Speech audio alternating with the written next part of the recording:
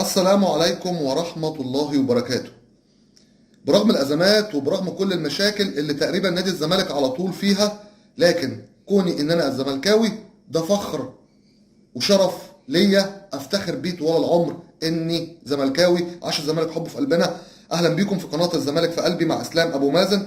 اهلا بكل جمهورنا العزيز، يا رب كلكم تكونوا في احسن صحه وفي احسن حال. النهارده كالمعتاد هنتكلم عن اخبار الزمالك وكل مدار داخل نادي الزمالك. لايكاتكم الزملكاويه مهمه جدا عشان خاطر الفيديو يوصل لاكبر عدد ممكن من جمهور نادي الزمالك العظيم. فضلا وليس امرا، دوس لايك. نبدا اخبارنا النهارده، بس اوعى يا كابتن فاروق يا جعفر يكون حصل. اوعى يعني يوسف اسامه نبيه وكابتن اسامه نبيه خلاص احنا عارفين اللي فيها واتكلمنا، لكن اوعى، وهقول لكم اوعى ليه. نبدا الاخبار. تعالوا نشوف قائمه نادي الزمالك اللي هتواجه نادي الاسماعيلي اليوم بمشيئه الله تعالى الساعه 7 مساء بتوقيت القاهره. كل التوفيق وكل الدعم لنادي الزمالك. حكم مباراه اليوم هو الحكم محمد عادل. محمد عادل، نتمنى ان التحكيم يكون عادل يا كابتن عادل. كمان حكم الفار هيكون كابتن مصطفى مدحت.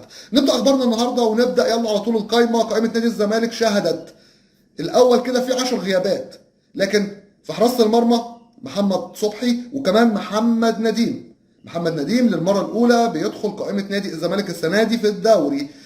قدامهم كل من محمود حمدي الونش وحسام عبد المجيد ومصطفى الزناري ومحمود شبانه وكمان محمد طارق والسيد نيمار وحاتم سكر. في وسط الملعب محمد حسام بيسو واشرف رؤى وسيف فاروق جعفر واحمد بن حاج. كمان متواجد في خط الوسط الهجومي كل من الاباتشي شيكابالا وكمان احمد مصطفى زيزو والافريقي ابراهيم نضاي، وكمان متواجد مصطفى شلبي ويوسف اسامه نبيه واثنين رأسي حربه كل من سامسون اكينولا وسيف الدين الجزيري. كل التوفيق وكل الدعم لنادي الزمالك. لو جينا نبص سريعا كده على العشر غيابات، في حراسه المرمى غايب محمد عواد. ولو جيت تقول لي محمد عواد غايب ليه، هقول لك بنسبه كبيره ومش اكيده بس بنسبه كبيره محمد عواد شكله زعلان. اقول تاني، محمد عواد شكله عاوز يبقى هو الاساسي. محمد عواد مش غايب عشان اصابات. نتمنى ان الموضوع ما يكونش فعلا يا عواد زعل او كلام من هذا القبيل. محمد عواد غايب محمد عبد الشافي للاصابه اللي عنده، غايب عبد الله جمعه للتاهيل، غايب حمزه المسلوسي لتراكم الانذارات، غايب محمد عبد الغني لشد عنده ارهاق في العضله الخلفيه من المباراه السابقه، غايب كمان نبيل عماد دونجا برضه لحصوله على تراكم انذارات 3 انذارات، غايب كمان ناصر منسي ربنا يشفيه ويعافيه امين يا رب العالمين ويشفي كل المصابين امين يا رب العالمين. وكمان برضه غايب لاعب يكاد يكون ما عادش بيشارك كتير وهو عمرو السيسي. دول غيابات نادي الزمالك. وطبعا زي ما قلنا عبد الله جمعه كمان غايب تقريبا عشان خاطر يعني خارج الليله بقى، يعني شكله كده خلاص مع اسوريو تقريبا خلاص. عمر جابر زيه حاله زي عبد الله جمعه. دي غيابات نادي الزمالك. طيب تعالوا ندخل كده ونتكلم سريعا على الخبر السعيد. خبر جميل. هتقول لي ليه خبر جميل؟ هقول لك ما هو عشان خاطر هو خبر جميل. خلص وقول. هقول رسميا وزاره الشباب والرياضه بترد على موقف نادي الزمالك من الاستقاله، وبتقول ان هي ما بتعترفش نهائيا بالتصريحات ولكنها تعترف بالخطابات الرسميه، وبتقول ان هي ما وصلهاش اي خطاب رسمي من نادي الزمالك بيفيد استقاله مجلس اداره نادي الزمالك. هتقول لي الخبر سعيد في ايه؟ اللي بيدعموا الزمالك عارفين انه خبر سعيد. معنى ذلك ان اداره نادي الزمالك برئاسه المستشار مرتضى منصور بتمارس عملها داخل نادي الزمالك بكل شكل طبيعي، بكل ما اوتيت من صلاحيات. نتمنى انهم يكملوا. نتمنى ان المستشار ما يمشيش من نادي الزمالك ولا الاداره بتاعته او مجلسه يمشي من نادي الزمالك. كل الدعم للمستشار مرتضى منصور. وصحيح كل ما اتكلم اقول كل الدعم للمستشار مرتضى منصور بلاقي بعض الكومنتات الرخمه خالص، قليله خالص، بس الحمد لله اخوكم اول باول. اي حد بيجي يغلط سواء بقى من المنافسين سواء من الناس اللي هم مش حابين مجلس الاداره بياخدوا بلوكات على طول. الحمد لله اول باول. واظن اكتر حاجه بتشوفوها في التعليقات ان نادر جدا لما بتلاقي تعليق يضايقكم. والله العظيم بعمل على مصلحتكم ومصلحتي انا كمان. ما يهمنيش مشاهدات، ما يهمنيش اشتراكات، ما يهمنيش تفاعل، لو هيجي على حساب كرامتي او كرامه نادي الزمالك او كرامتكم. اول باول الحظر بيشتغل، بنختلف عن الاخرون، الحمد لله والشكر لله. اهم حاجه نادي الزمالك، واهم حاجه ان احنا نبقى مرتاحين داخل قناتنا، قناتكم قبل ما تكون قناتي. نكمل بقيه اخبارنا. وفي كلام بيقال، كلام بيقال، احمد عبد الباسط اللي هو الصحفي اتكلم وقال ان يوسف اسامه نبيه وسيف فاروق جعفر الاثنين مضوا لنادي بيراميدز. خلاص احنا واثقين ان يوسف اسامه نبيه مضى، لكن ما كناش نعرف ان سيف خلص ومضى، خاصه في ظل تصريحات كابتن فاروق جعفر ان سيف فاروق جعفر زملكاوي وخيره والخير اللي فيه الخير اللي فيه كابتن فاروق جعفر كله من خير نادي الزمالك، وطبعا في المقام الاول ربنا سبحانه وتعالى. فيا كابتن فاروق لو سيف مضى، طب يوسف اسامه نبيه ابوه خلاص من الاول منظره بيقول ان هو هيمضي خارج الزمالك، ومبينها على بياض وعلى ميه بيضه وعلى كل حاجه، واحنا زعلانين منه وبنقول لهم خلاص انتوا بالنسبه لنا مش زملكاويه لما تعملوا كده. لكن لو سيف جعفر عمل كده يا كابتن فاروق بعد تصريحاتك، يبقى انت كده ليك كلام تاني معانا والله العظيم خالص. ده بخصوص الاثنين دول. وبخصوص الخبر ده احنا مش بنأكد، احنا بنقول اخبار، نتمنى ان الاخبار ما تكونش صحيحه، لان لما الزمالك يبقى ملوش خير في، يعني قصدي خير ولاد الزمالك ما يبقاش لهم خير في الزمالك، ولاد الزمالك ما يبقاش لهم خير في الزمالك، يبقى الدنيا خلاص على الدنيا السلام يعني. هنقول ايه تاني واكتر من كده؟ طيب رسميا اداره نادي الزمالك بتقرر عقوبه على اشرف رؤى. ليه؟ عشان خاطر المشاده اللي حصلت بينه وبين احد الجماهير لما قال له خلاص بقى خليك في حالك يا عم، او خلاص بقى ما اسمعش صوتك، او الكلام من هذا القبيل يعني.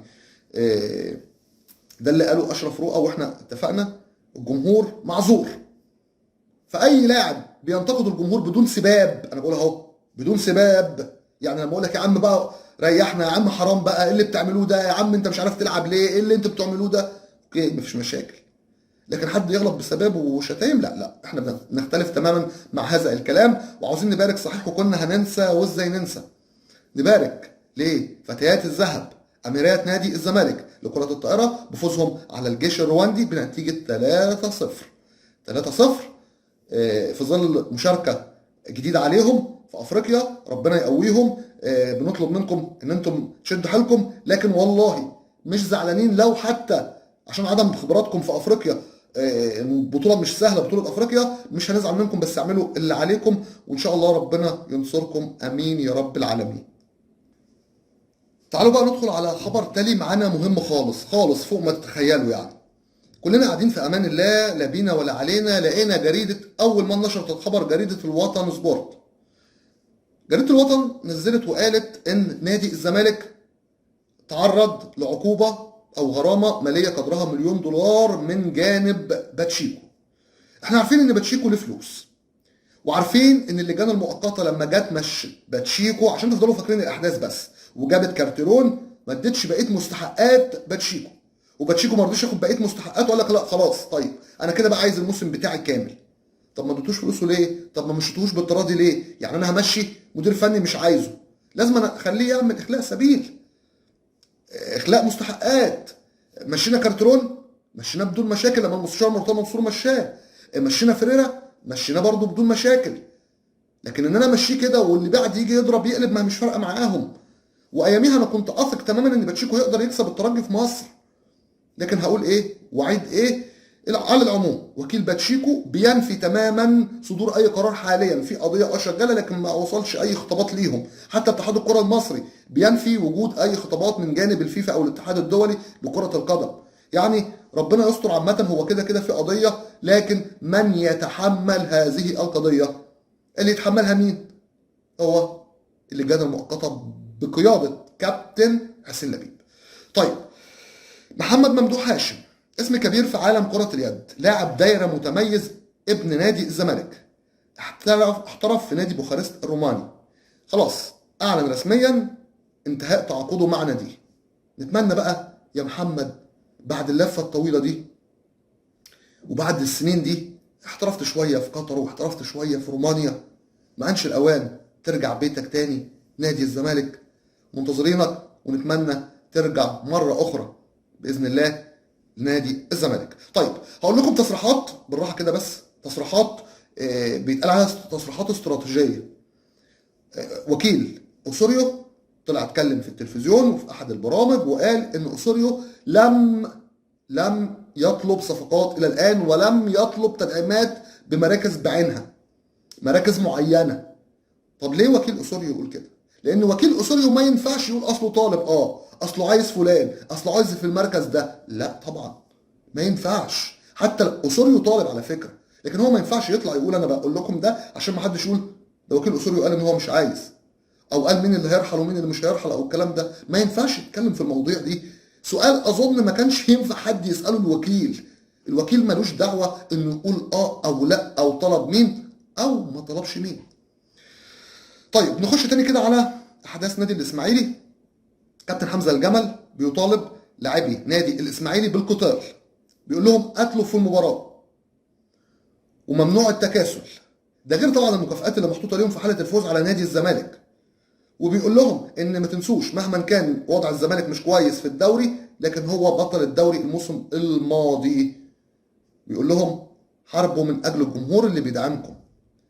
طب يا كابتن حمزة كنت تقول لهم كده في ماتش نادي بيراميدز اللي فات اللي اتغلبتوا فيه، يعني انا مش عارف اتغلبتوا 3-1 في ماتش بيراميدز، ماشي مش هنزعل منكم عشان انتم ولاد عمنا، لكن في حاجه، هو ليه نادي الزمالك تملي مظلوم كده والاسماعيلي زيه برضه مظلوم؟ يعني الاسماعيلي فيه لجان مؤقته والزمالك الحال مش متظبط.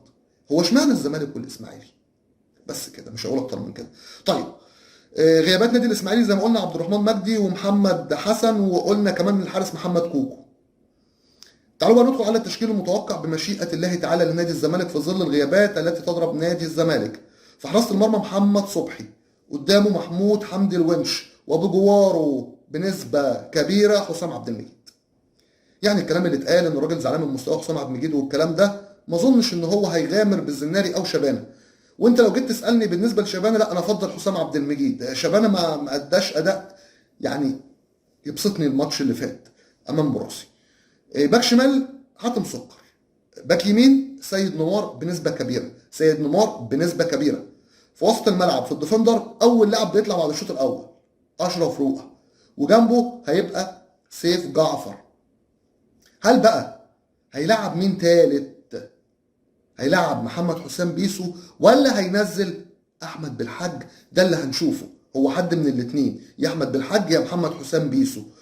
في الهجوم ان شاء الله هيكون متواجد سيف الدين الجزيري واحمد زيزو ومصطفى شلبي. احمد مصطفى زيزو ومصطفى شلبي.